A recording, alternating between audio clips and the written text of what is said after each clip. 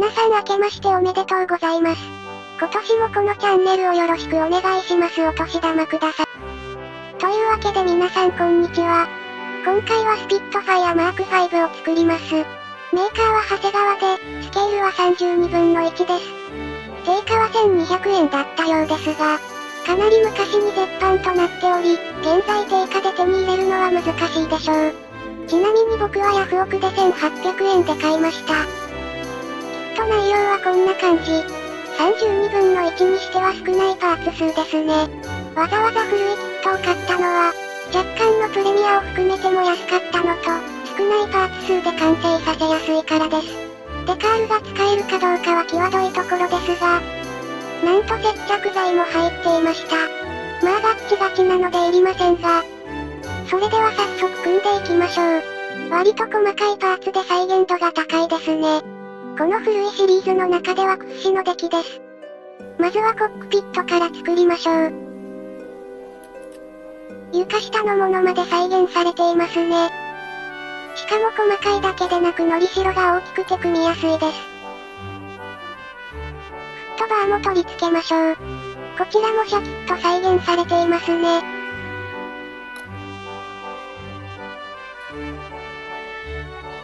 座席マウントも細かく再現されています。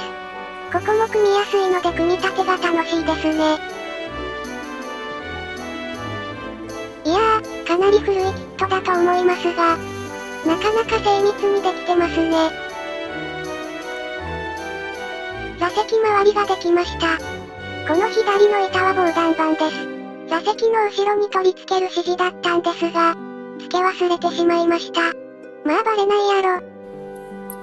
これはコックピットの後ろの板です。軽量化のための穴が、へこんでるだけだったので穴を開けています。穴を開けたパーツを、コックピットの床パーツに付けます。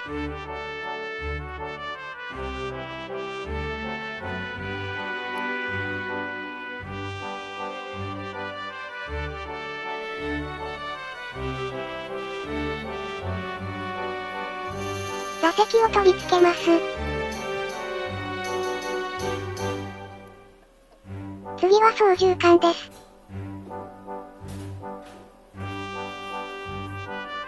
いいですね。胴体パーツをランナーから切り離します。胴体の横にもコックピットのパーツを付けていきます。何なのかよくわからないパーツたちも付けていきます。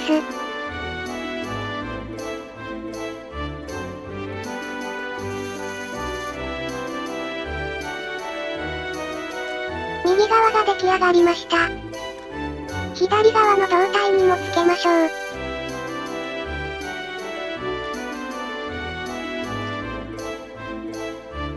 できました。これは胴体のフレームです。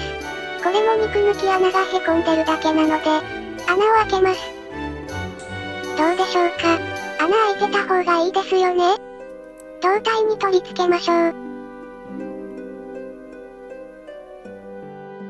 コックピットが出来上がったので塗装しましょう。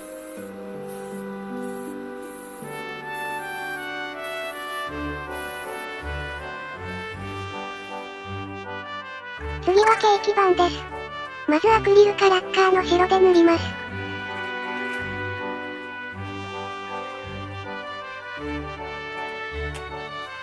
塗り終えました。次はエナメルで本来の黒に塗ります。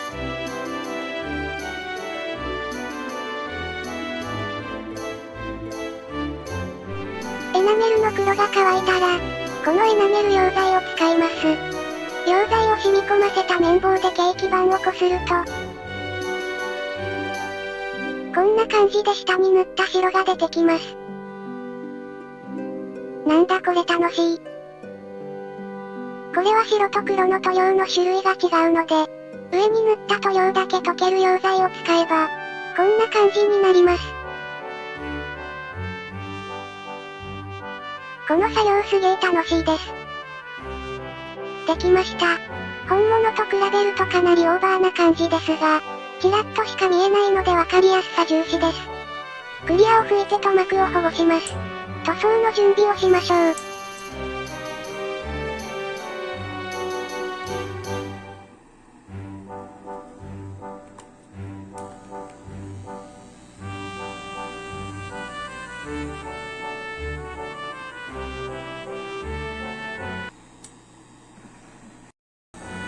はフラットクリアを使います。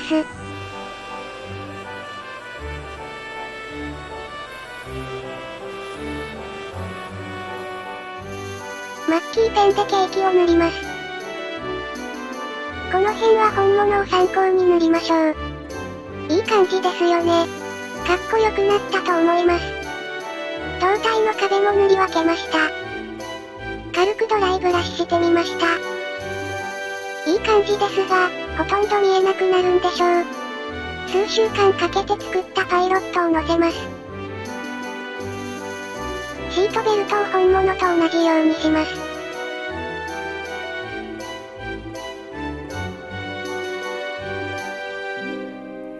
コックピットを胴体に取り付けます。これでコックピットは出来上がりです。いい感じですね。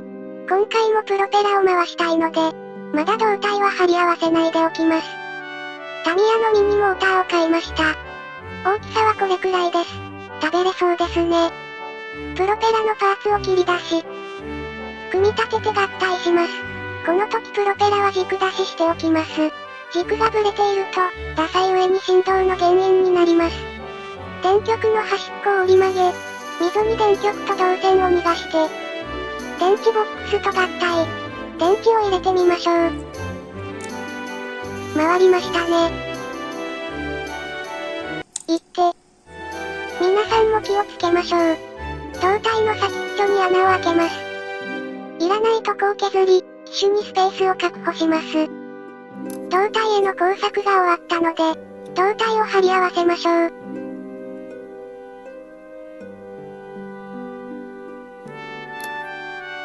機種の中はこんな感じになってます。電池ボックスがすっぽり入るようにしました。尾翼をつけます。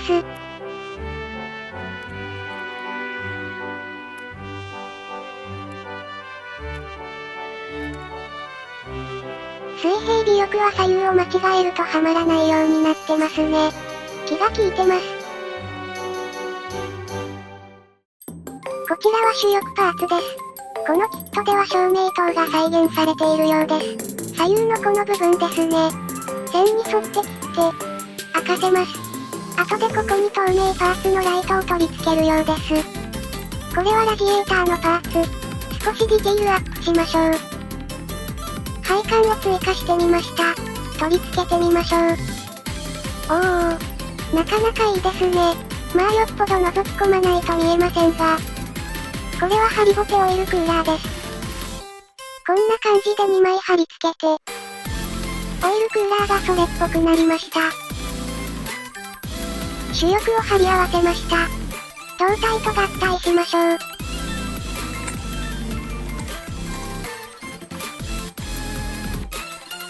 胴体と主翼をくっつけました。シの字というやつですね。残念ながら目立つ隙間ができてしまいました。まあ古いキットなのでこの辺はしょうがないですね。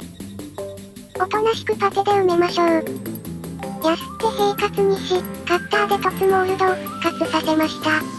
今回はモーターと電池ボックスを、丸ごと抜き出して電池交換する作戦にしました。見た目に影響が出ないようにして作りました。この茶色の針金でモーターを固定します。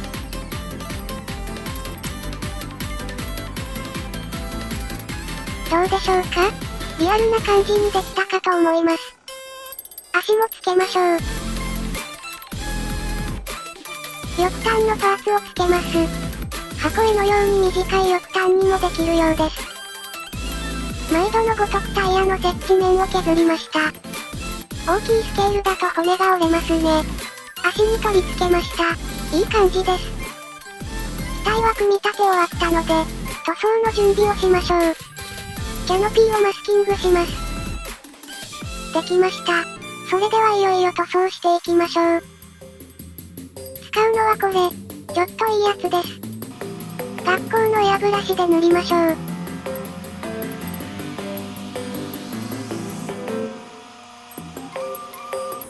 あら、もうなくなった。32分の1スケールは塗料の消費が激しいですね。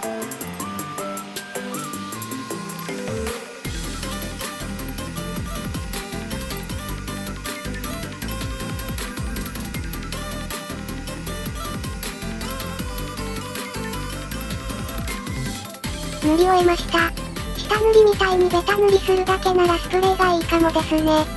当初は黒立ち上げで、迷彩塗装にするつもりだったんですが、うっかりこんなものを見てしまいまして、迷彩する気が消え失せました。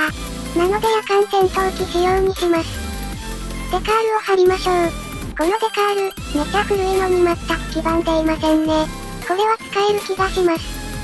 皆さんご覧ください。なんとデカールがピンピンしているではありませんか。ちょっとびっくりですね。かなり強いので多少引っ張っても破れません。ただ、デカールのりが完全に機能していないので、マークセッターなどは必須ですね。デカールのりのカスがありますね。取り除いておきましょう。完全に機能を失ったデカールのりがついてるので、綿棒で拭き取ります。こんな雑な触り方しても破れないですね。マークセッターを塗って、ペタッと。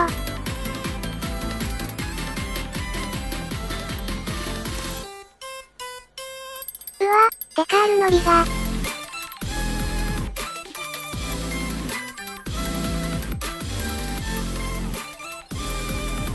主翼下は、かなり大きい凹凸があったので、凹凸部のデカールをカットしました。切ったところを白く塗って、青い部分も塗ります。最後に真ん中の赤丸デカールを貼ります。筐体のアルファベットは、純正デカールだと夜間戦闘機じゃなくなるので、余ってるデカールからそれっぽいのを持ってきました。ちょっと胃が大きい気もしますが、いい感じですね。これにてデカール貼りは完了です。また、フラットクリアを筆塗りしました。これはアンテナです。折れちゃったので、瞬着でくっつけたところです。段差があるのでやすってなだらかにしましょう。シコシコやすりがけします。お分かりいただけただろうか。折れてるやんけー。直したばっかりじゃねえか。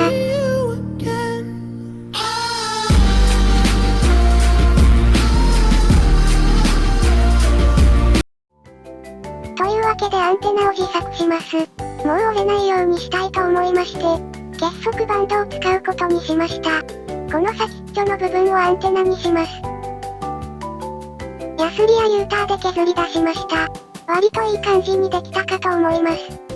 ついでにピトー管もなくしたので、ここをピトー管にしましょう。ユーターで削り出しました。うまくないですか？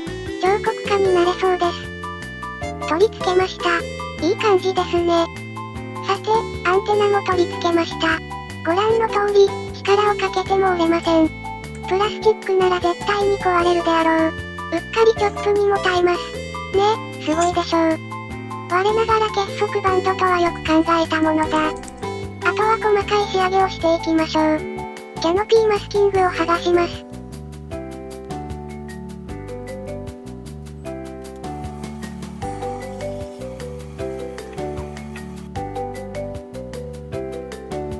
いやー、気持ちいいですね。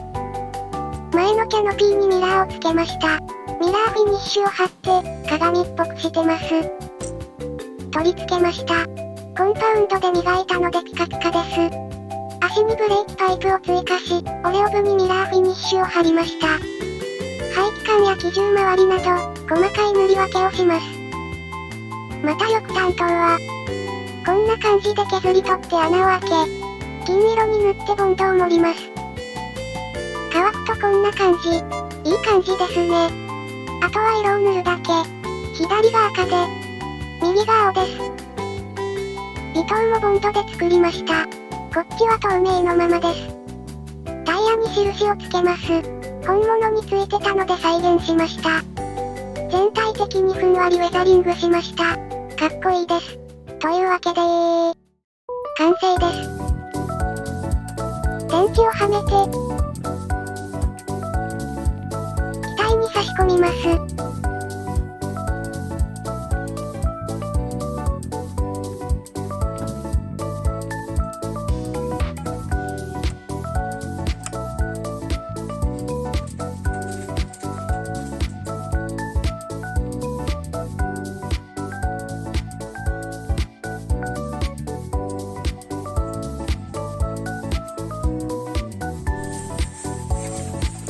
今回は、リアルに作るというより、古いキットで大きさを楽しむって感じでしたが、いかがだったでしょうか？とつもオールドではありますが、組みやすくてかっこいいキットでした。ぜひとも長谷川さんには再販してほしいものです。